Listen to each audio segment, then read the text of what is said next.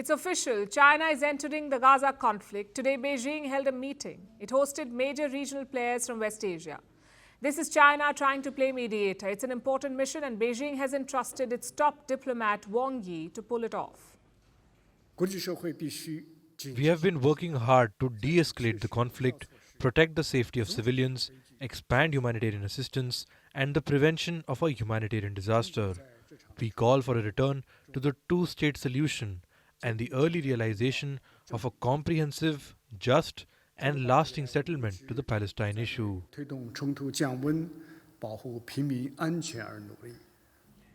China is calling for an end to this war, echoing the sentiments of the regional players. But this is not just about ending the war. There is more to China's plan. A bigger shift is underway, where America is losing ground to China. So this war is an opportunity for Beijing to deepen its influence in West Asia and to put the Americans on the back foot. Let me explain how. Starting with what we know about today's meeting. China is hosting key regional players in Muslim countries. The agenda? The Israel-Hamas war. They're exploring the possibility of a ceasefire. Among the attendees are Saudi Arabia, Jordan, Egypt, Indonesia, and the Palestinian National Authority, the de facto government of Palestine. Also present is the head of the OIC, the Organization of Islamic Cooperation. Its members, in fact, are 57 Islamic countries. So you see the kind of representation. All of them have sent their top officials to China for a 2-day meeting. The idea is to build pressure on Israel. The goal is to end the hostilities. Today was the first day of discussions, and they set the tone right away. They demanded an immediate ceasefire. Saudi Arabia's foreign minister made some scathing comments. Listen to this. We are still facing serious developments and a serious humanitarian crisis, a humanitarian disaster rather, that requires effective international action to address it and confront it, including the ongoing violations by Israeli forces. The Arab world is once again firmly positioned against Israel, and they want China's support.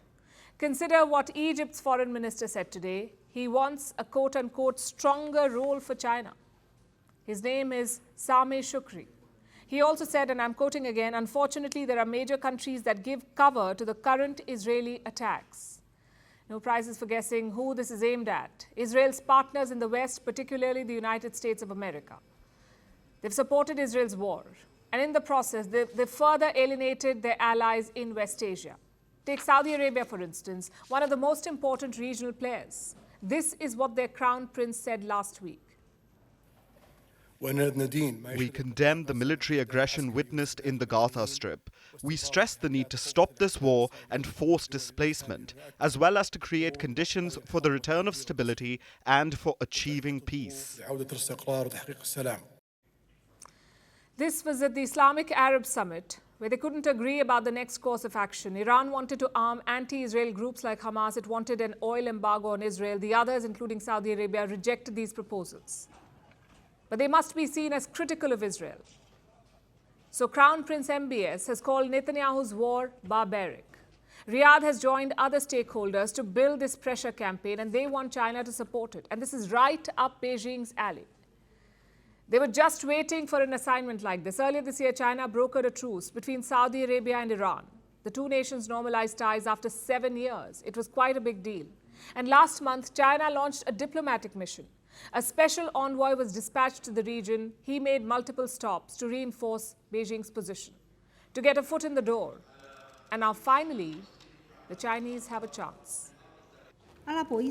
We are ready to continue to make unremitting efforts together with the vast number of Arab and Islamic countries to push for an early ceasefire and war ending in Gaza.